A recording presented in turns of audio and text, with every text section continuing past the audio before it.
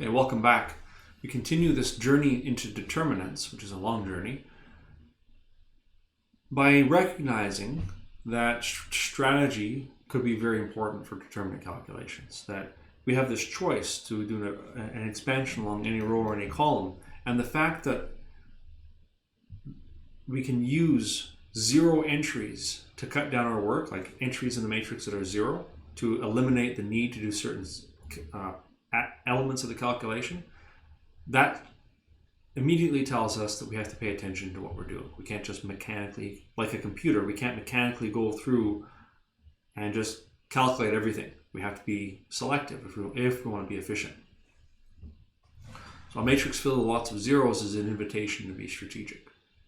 Another thing to recognize is that because the determinant calculation is not sensitive to rows versus columns, that's a hint that the determinant of a matrix is equal to the determinant of the transpose of that matrix. And that's actually a property. That's true for all square matrices. The determinant of A is equal to the determinant of A transpose. As a summary of what we've seen so far for determinants, if it's a 1 by 1 or a 2 by 2 matrix, we're pretty happy. The calculation is simple. If it's a 3 by 3 matrix and we don't know the secret method, we're probably not going to have a good time. If we do know the secret method, it's really not much different than a 2 by 2. Down products minus up products. You multiply 3 numbers together, multiply another 3 numbers together, you multiply another 3, add those results, that's your down products. Then do the same thing for different sets of 3 for your up products. Subtract the results, there's your determinant. If it's 4 by 4 or larger, based on what we've seen so far, this is where the nightmare begins. A cofactor expansion is going to be necessary. There is no analogous secret method for 4 by 4s. But later on, we'll see that there are other methods that we can use. Methods involving row reduction, or methods involving analysis of the rows and columns of a matrix, looking for other types of shortcuts. So that's another time. Here's a different type of example. And it's one of the best ones to be ready for as far as assessments go. This is one of the favorite ones to ask on final exams. Find the value of k that would cause the determinant to be 0. And I'm going to use the secret method. You can use the cofactor expansion if you want to, but the secret method is better. Secret method.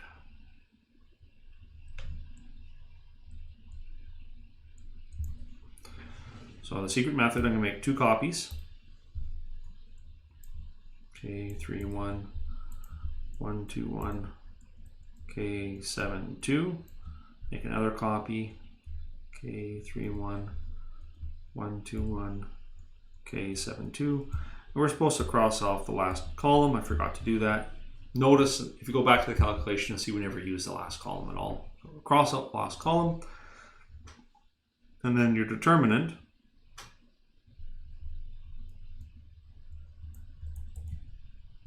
is equal to down products minus up products.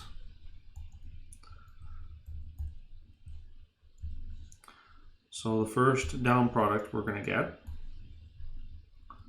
k times 2 times 2, so 4k, plus 3 times 1 times k, so 3k, plus 1 times 1 times 7, so plus 7, and then minus the up products.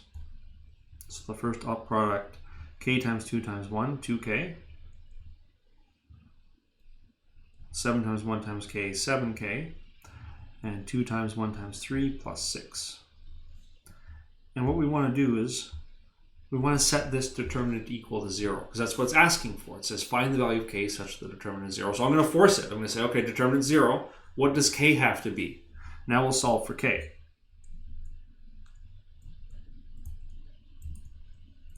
So we have to be careful. We have to make sure that we simplify the inside of the brackets first. We'll have 4k plus 3k, so 7k plus 7 minus 2k plus 7k is 9k plus 6. So 0 is equal to 7k plus 7 minus 9k minus 6. That negative sign has to carry through that bracket. So 0 is equal to 7k minus 9k is negative 2k. 7 minus 6 plus 1. So that's combining like terms. I'm going to add 2k to both sides. So 2k is equal to 1. And then divide both sides by 2. So k is equal to 1/2. And that will be our answer.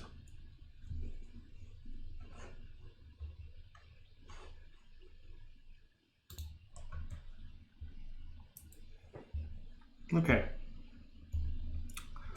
So, what's next? This is next. What are we supposed to do? Keeping in mind that you're not ever asked to do something that's almost impossible. If this matrix didn't have a trick to it, we would never ask you to calculate its determinant. You would have way too many submatrices. Think about it. This is a 10 by 10 matrix, 10 rows and 10 columns. You need to calculate the determinant as, let's say if we expand along row 1, 1 times C11. C11 is going to involve a determinant of a 9 by 9 submatrix, plus 2 times C12, which is another 9 by 9 determinant, plus 3 times C13. So each of those elements along the top, you're going to have a 9 by 9 determinant. Now, what about those 9 by 9 determinants? Each of those will involve a 8 by 8 submatrix, and each of those will involve a 7 by 7 submatrix. So it keeps getting worse and worse and worse. You'll have 1.8 million cofactors. And I don't think you will live long enough to do this. I think it's just, there are not enough hours of life in one human lifetime to do this calculation by hand. Computer? Fine. This is what computers are great at. But it'll take the computer a long time. You can do it faster. How? Look at the fourth row. Expand along row 4. 0 times plus, 0 times who cares, plus 0 times who cares. It's a whole bunch of zeros. 0 times all those cofactors. You will finish this.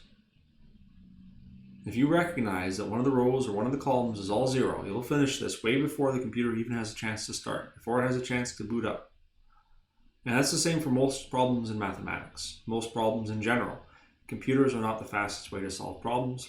As far as we have right now, people are the fastest way to solve problems, and the best. See how long that lasts? It's probably a long time.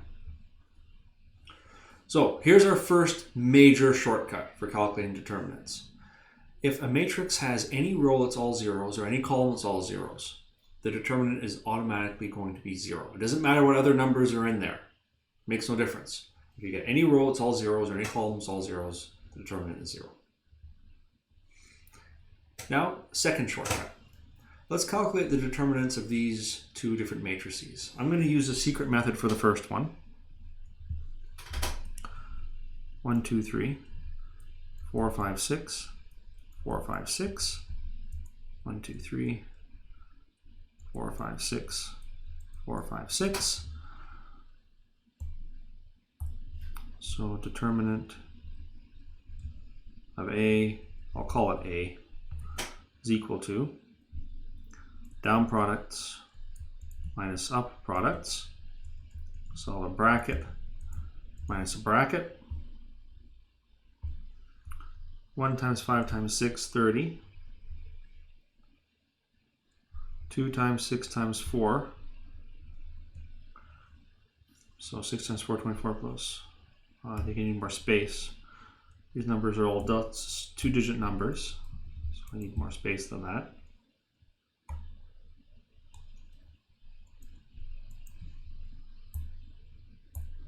So we have 30. And then 6 times 4, 24 times 2, 48. And then 3 times 4 times 5, 60. Minus, now the up products. 4 times 5 times 30, 60. 5 times 6 times 1, 30. 6 times 4 times 2, 48. So we have look in the first bracket, we have a 30. In the second bracket, we have a 30. They're being subtracted. So the 30s are going to cancel. We have a 48 and the subtract 48. Those are going to cancel. We have a 16 and subtract 60. Those are going to cancel. We got 0. Okay, now the second matrix on the right, the one on the right-hand side, this is easier. This determinant is going to be down product minus up product. So 55 minus 55 is also 0. What's going on here? So this has to do an expansion, but we didn't do that. We just did the shortcut. And this says to do it the way we did it. So that's, that's the textbook way of doing it with the cofactor expansion. It's the same, about the same amount of writing. It's not, we're not really saving work by doing the secret method, but I think you're less likely to make a mistake. Anyway, what's happening? Why did this happen?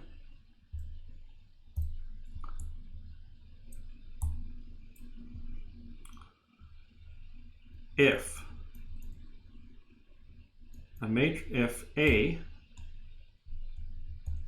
has any duplicate rows or duplicate columns, then determinant of A equals 0. So that's our second shortcut. If you see any row or column that's a duplicate, then that will happen. So look at the first matrix. We have row 2 and row 3 are the same. 4, 5, 6, 4, 5, 6. They're duplicate rows. Automatic determinant 0. In the second one, the rows are not the same, but the columns are the same. Column 1 and column 2 are the same. Automatically, that means the determinant will be 0. You don't need to do any work. You can just say duplicate row, duplicate column, determinant 0. Computer won't do that. Computer will use the algorithm.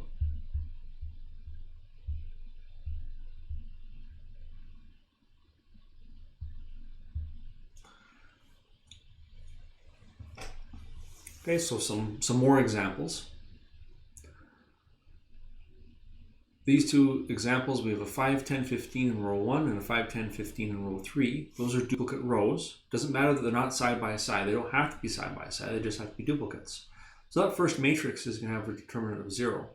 The second matrix, first column and third column are duplicates. 8, 3, 2, 8, 3, 2. So that determinant is also going to be 0.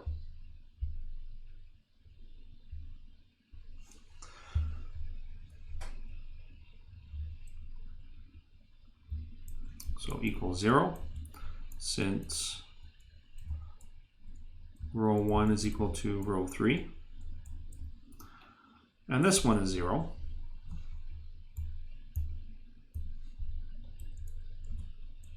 Since column 1 equals column 3. That's all you have to do. You can cofactor expand if you really want to. You can do the secret method if you really want to, but you don't have to.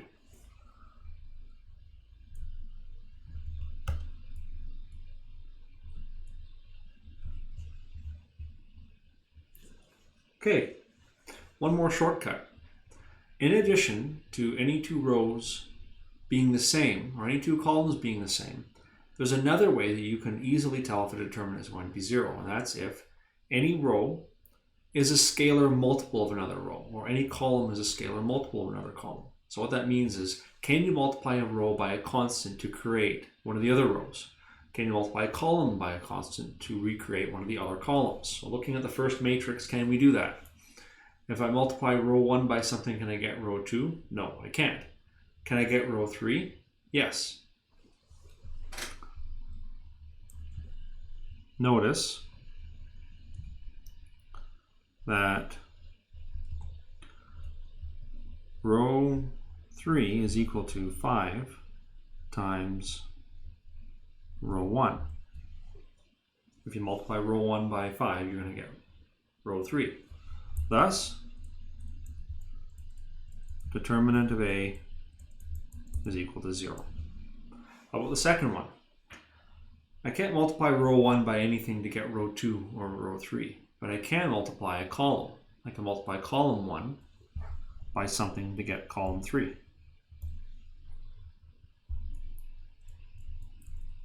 Notice that row 4, or row 3 rather, row 3 is equal to 3 times, well, not row, column 3. Column 3 is equal to 3 times column 1.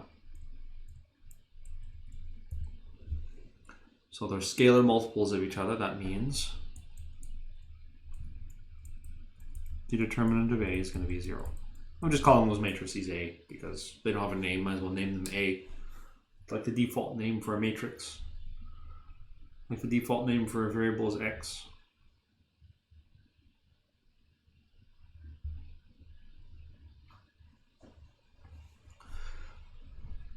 Because it's so challenging to calculate the determinant of a large matrix, we need to cling to these types of shortcuts and these types of strategies to reduce our work if possible. This is just the beginning of the tricks. This is just the beginning of the shortcuts that are available. Here's some more. If a matrix is diagonal, then there's going to be a shortcut to calculate the determinant. What is a diagonal matrix? A diagonal matrix is first of all a square matrix. Second of all, in addition to being a square matrix, so in addition to being n by n, all the elements that are not on the main diagonal must be 0. So the main diagonal would be A11, A22, A33. So the numbers running from the top left to the bottom right along that diagonal.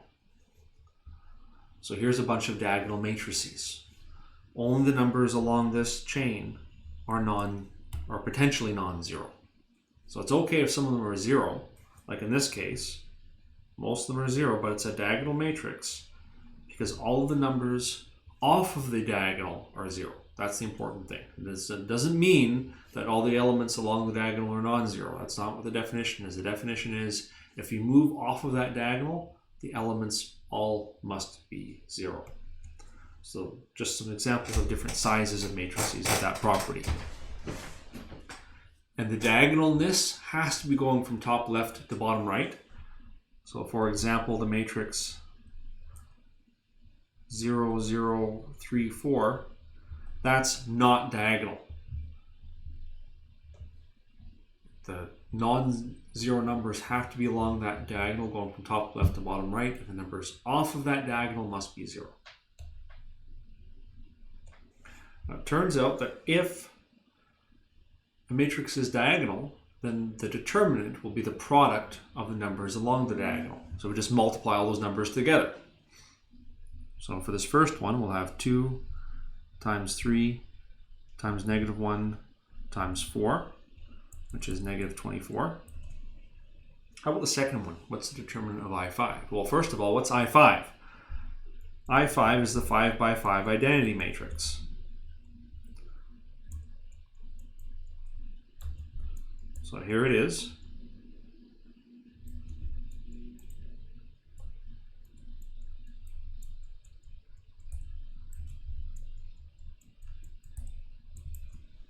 Now, how do you calculate the determinant? You multiply all those numbers together. So 1 times 1 times 1 times 1 times 1, which is 1.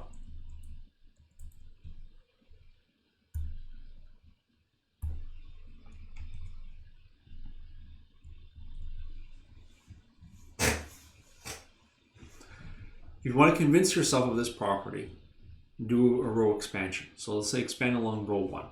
So you have 2 multiplied by the cofactor C11 plus 0 times the other cofactors that don't matter. For your cofactor C11, you have a 3 by 3 determinant. Use the secret method. There you have it.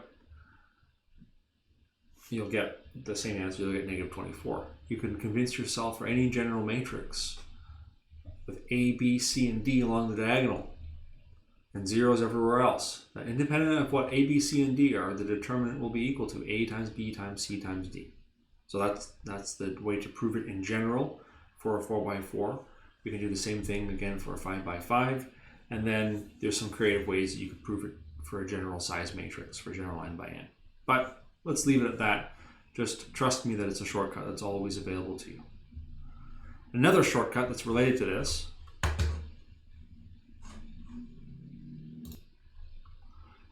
is the determinant of a so-called triangular matrix.